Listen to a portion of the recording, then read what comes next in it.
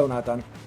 For those discovering Nox Sinister for the first time, how would you introduce the band and can you describe Nox Sinister using just two words? For those discovering us for the first time, 3 words I would use to describe us: violent musical theater.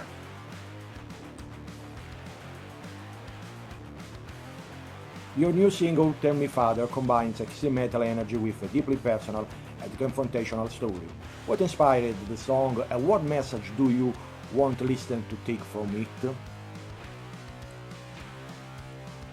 Tell Me Father is very close to me. I grew up Jewish and I grew up around the culture, and the song is sort of a result of my attempt to reconcile the cultural aspect of it with, obviously it's intertwined with a religion that I never believed in or agreed with.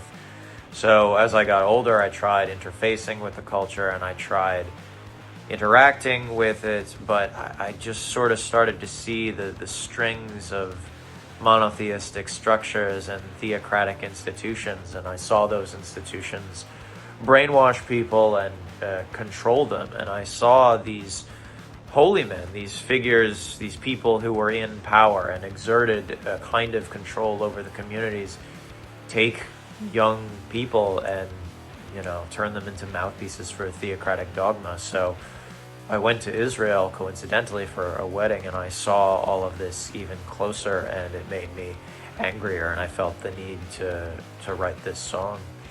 What I hope people take from it is, I hope that it's an anthem for people who have broken free of theocratic structures, and I hope it's a rallying cry for people who are repressed and have yet to do so. I hope that it's something that people can unite over, because these structures and these institutions of power are so deeply ingrained in the society that we live in.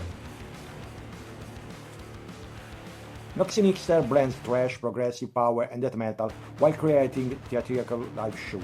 How do you approach combining these different styles and what makes your sound unique?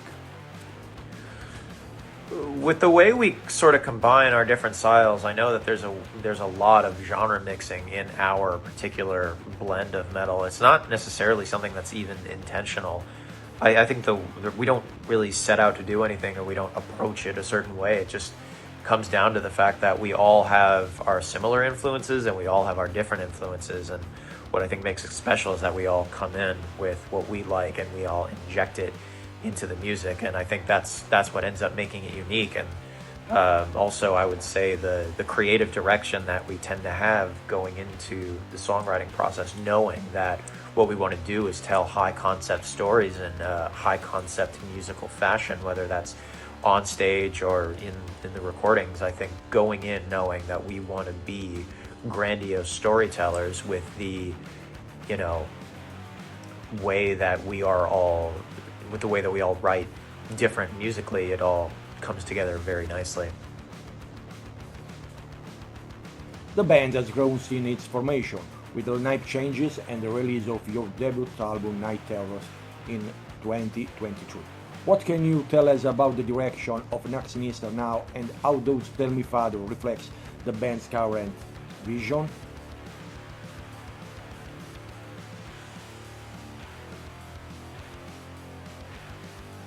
The direction of Nox Sinister now is, every time we do something, we want to build on it.